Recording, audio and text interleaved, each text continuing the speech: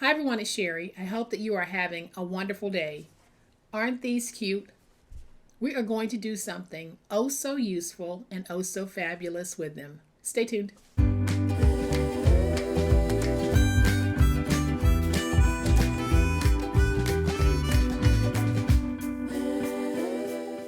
So y'all, this is my first time ever working with the little wooden houses, but when I saw these in Dollar Tree, I just had to pick up a few because these are just so stinking cute. But when I bought them, I had no idea how I would use them.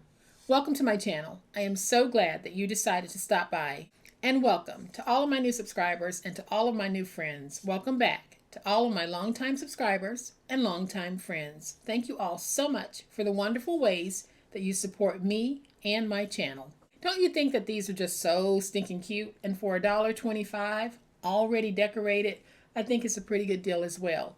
So what I decided to do was to take these and turn them into organization cubbies. I'm going to give you a closer look at how we do this in just a minute, but y'all know what time it is. It's time to make it. So here is the untouched wooden house in its natural state. When finished at the bottom to the peak, this measures 8 inches, and then from point to point, it measures 6 inches. So this is approximately 8 by 6.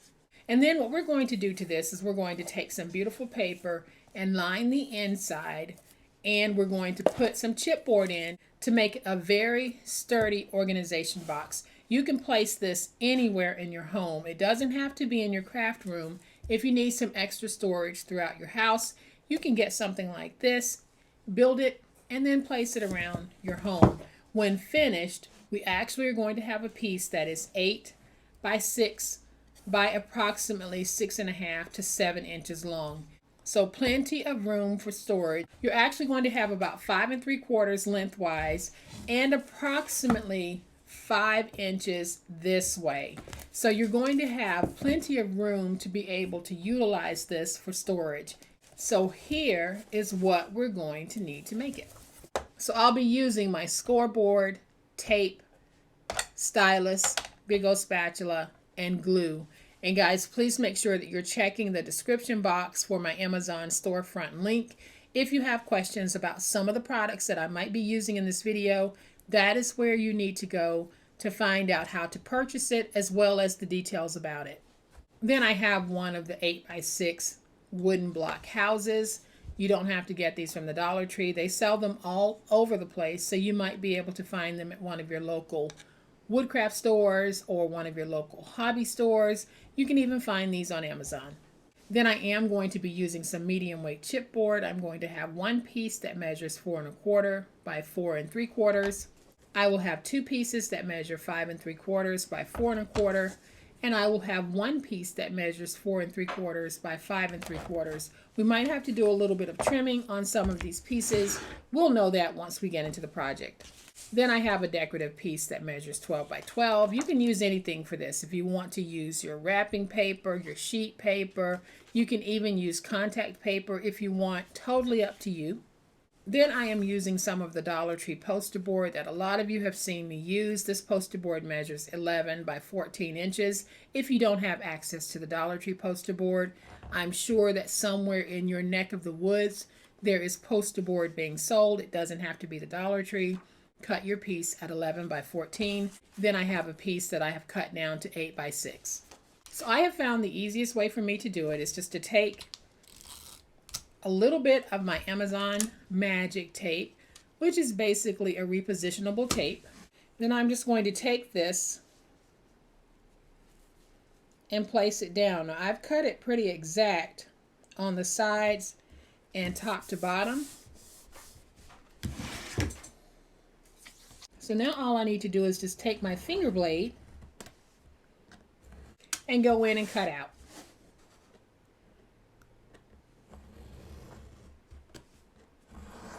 You might have an easier way that you want to do this. By all means, give your way a try. When I'm doing these demonstrations, y'all, I'm just basically giving you some ideas on the ways that I would do it, but you might have some ways that work for you as well. So I'm going to go right here in this corner, cut there, cut here. Go ahead and cut here. And now I can cut right here.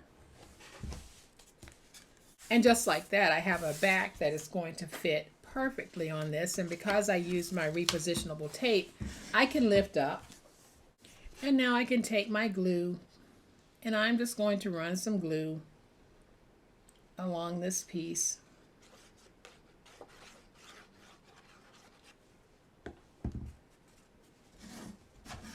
And now I can take it and place it back down because we have a very good fit. And I'll just smooth that out.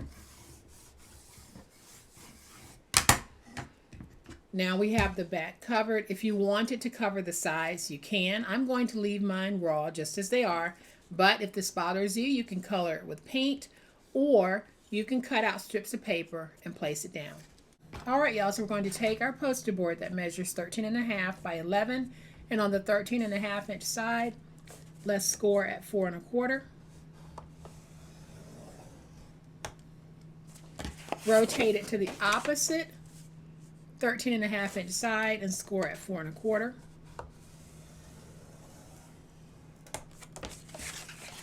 Then we're going to turn it to the 11 inch side and we're going to score at 4 1/4.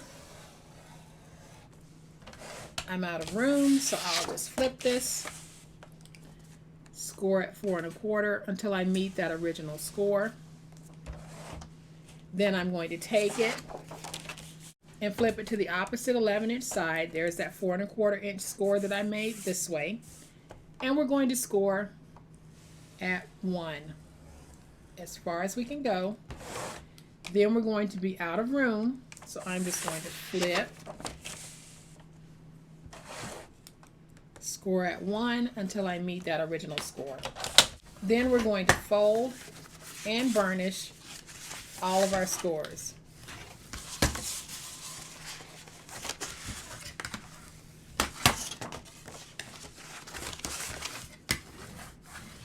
Then where we have the wide scores here at the bottom, we're simply going to go up to the score mark, drag straight down through the middle of the score mark, and cut. Then I'm going to do a little bit of an angle because it's just going to give me a little decorative outside. So your piece is going to look like this. We're going to rotate it to this side, and all we're going to do are some slight angles on those score marks. And then all we're going to do is we're going to take these two pieces, fold them this way, and you can see how I have that crisscross on the outside of the box. That is how we're making this particular box. So I am going to take my glue,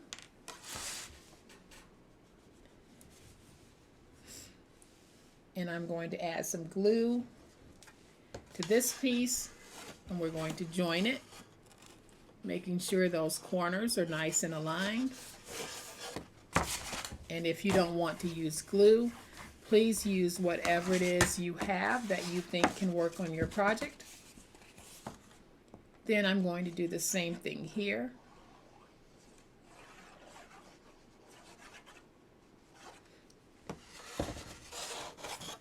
We'll take this piece and we're just going to match it like that. We want to make sure that we have our corners meeting, and we want to make sure that the top is nice and even.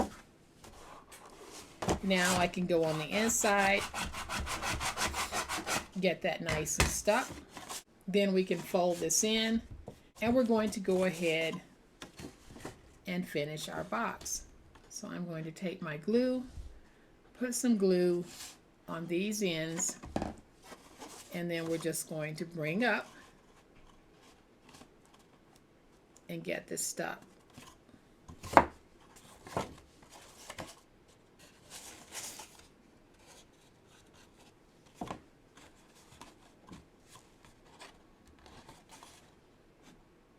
And if you don't want to add chipboard to your project, you definitely don't have to do that. I'm doing it because I like how sturdy it makes this box. So all I'm going to do at this point is I am simply going to take the box and we're going to glue it to this piece. So now I can take my glue, add my glue here.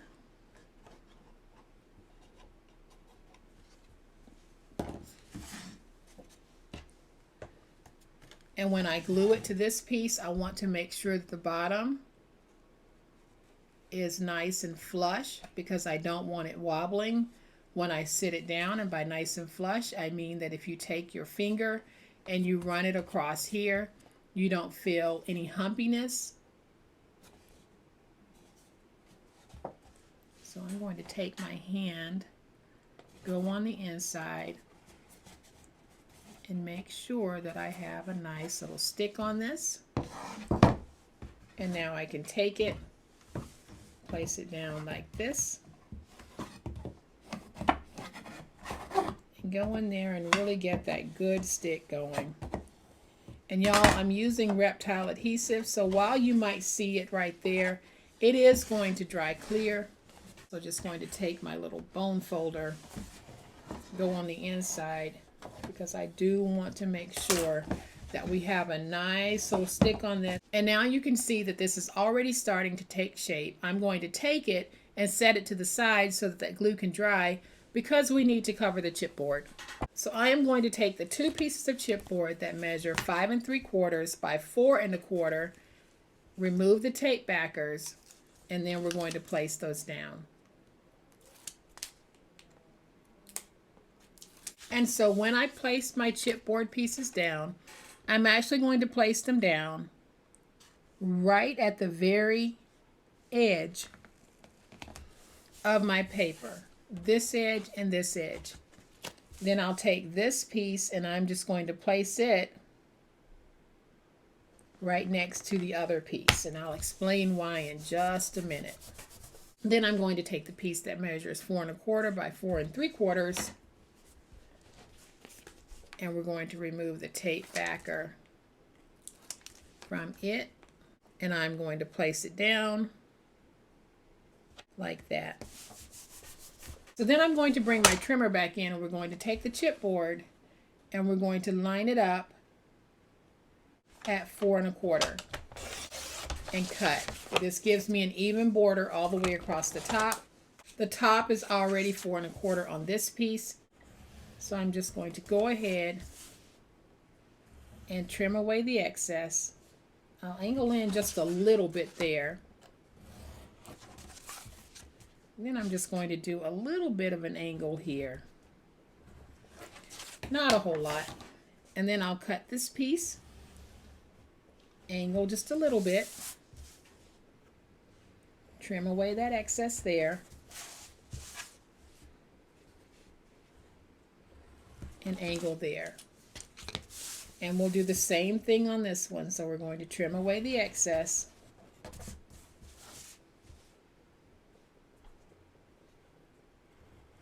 And we're going to angle. So now we can stand these pieces up like this.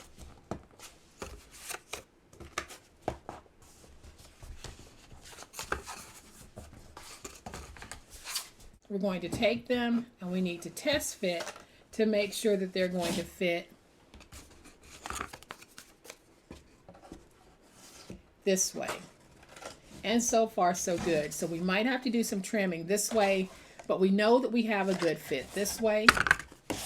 So now all I'm going to do is take some glue, add some glue to this piece, place it in like this, sliding it against the wall. And now I'll just lay it on its side, go in, and we're going to get that stuck. And now I can take some glue, place it on this flap, and we're going to fold that over.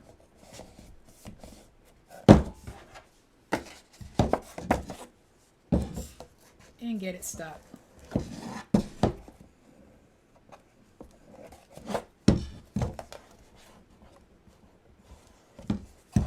Remember that glue is going to dry clear, so I'm not worried about the glue. I'm going to add some glue to this piece, and we're going to do the same thing. We know it's going to fit. I can just take it, slide it in, place it on its side, and get it stuck.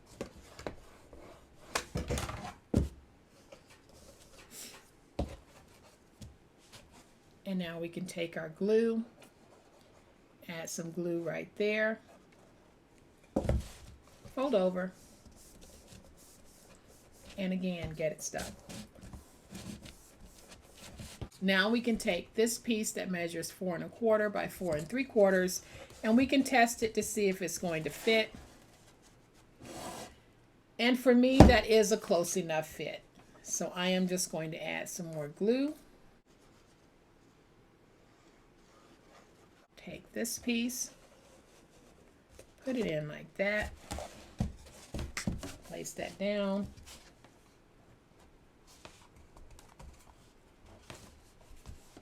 Making sure that I have it nice and stuck. Hard to show you this part because of this piece blocking. So now I can place some glue, fold it over, and get it stuck.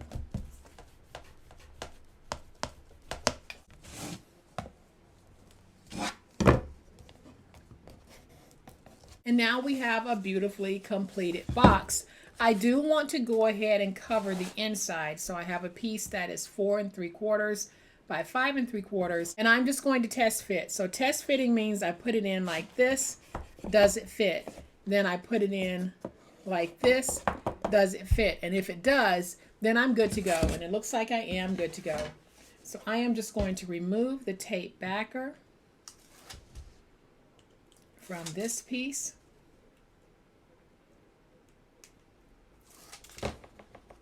We're going to take it, place it down like that, and then I'll trim away the excess. Let me flip this over to get that nice and stuck. And since we know it's going to fit, I can just go ahead and add some glue.